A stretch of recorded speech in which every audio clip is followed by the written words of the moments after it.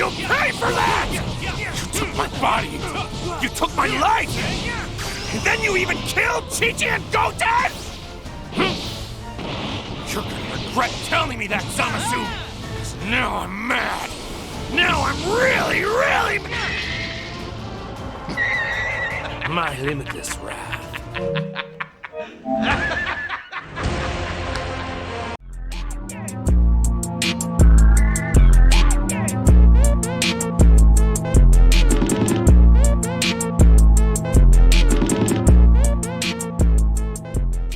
What's going on? It's Tysophon and I'm coming at you guys with another video. In this video, I want to talk about what playing Dragon Ball Sparking Zero for the past couple of days was like and what it made me realize about gaming as a whole. Dragon Ball Sparking Zero has got to be some of the most fun I've had with a video game in a long time. I also got 44 hours on the game already and I don't even feel like I've been playing it that long. Forget about it being an anime arena fighter. Just as a standalone game, I'm finding so much enjoyment in it, and I haven't even dabbled too much into the competitive side of the game.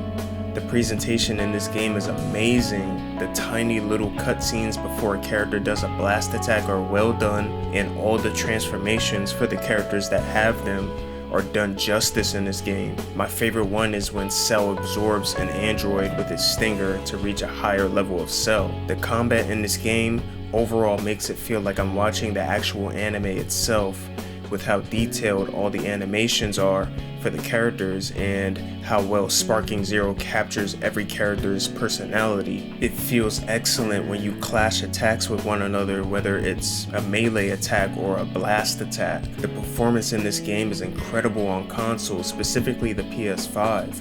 I haven't had any experience with the game dropping frames significantly, and the game has run perfectly regardless of how much crap is going on the screen. Even the individual blades of grass look freaking amazing on the stages that have them. It's not blurry, it's not jagged like you see in other video games, which puts strain on your eyes sometimes. Mind you, this game runs so well on my base PS5 and not a PS5 Pro or anything like that. This goes to show you that the developers of this game put a lot of effort into making sure this game was optimized to its fullest on the PS5. One thing I can say is that I was really wrong about how this game would turn out once it dropped.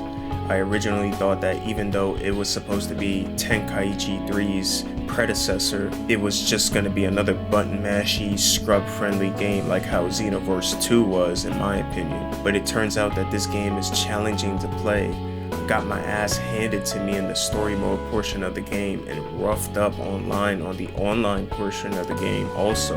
If you button mash in this game, you're in for a rude awakening, because this game has a load of defensive options like clashing, revenge countering from long, mid, and close ranges. Throw evasions exist in this game alongside power smash attacks, which are stronger than regular smash attacks. Positioning in this game is key because you can't guard against enemy attacks from behind you or adjacent to you.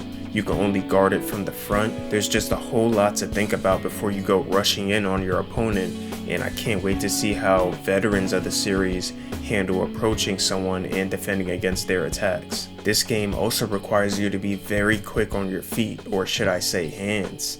There's going to be loads of times where the opponent is going to hit you and you'll have the option to warp behind them if you time your guard correctly. After a while, you get the timing down and it makes the match a lot more difficult for both you and your opponent, hence one of you practices this mechanic long enough. Nonetheless, it feels rewarding being able to dodge or counter perfectly as your opponent is about to connect their move.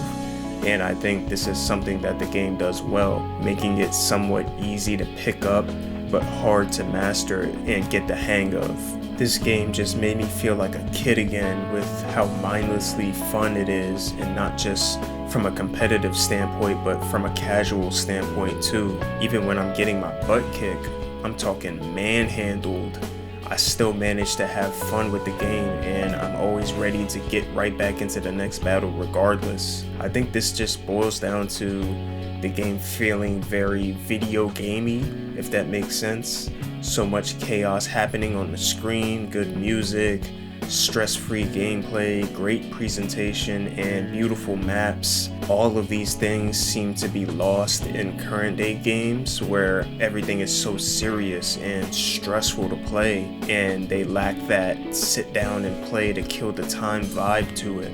I think Sparking Zero manages to find a balance between being a decent competitive game, but also a fun casual experience as well, which is a win for anime games in general. I haven't enjoyed an anime arena fighting game since J-Star's Victory Versus, and that game came out a while ago. It changed my perspective on games in general. Now I'm thinking maybe it's all this trying to be the best competitive fighting game or trying to have the best graphics that companies are so focused on that's making gaming feel dull at times. I'm always gonna be a competitive person at heart, and I will always like the competitiveness that certain games provide, but I'm starting to think maybe the games that focus more on having mindless fun is the way to go, because when I play games that are fun like Sparking Zero, I feel good, I feel less stress, and I feel like my time on the game was worth it, and I can't wait to get back on it again. But when I play games like Tekken 8, Naruto Storm Connections, Demon Slayer, Jump Force, and sometimes even Street Fighter,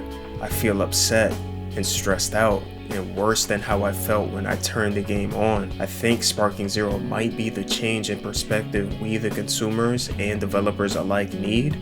So let me know what you think about Sparking Zero down below. And do you agree that Sparking Zero's success is what we need for gaming going forward? If you liked the video, hit the like button. If you want to keep up with more of my videos, hit the subscribe button. This has been Tysophon, and I'm out, people. Later.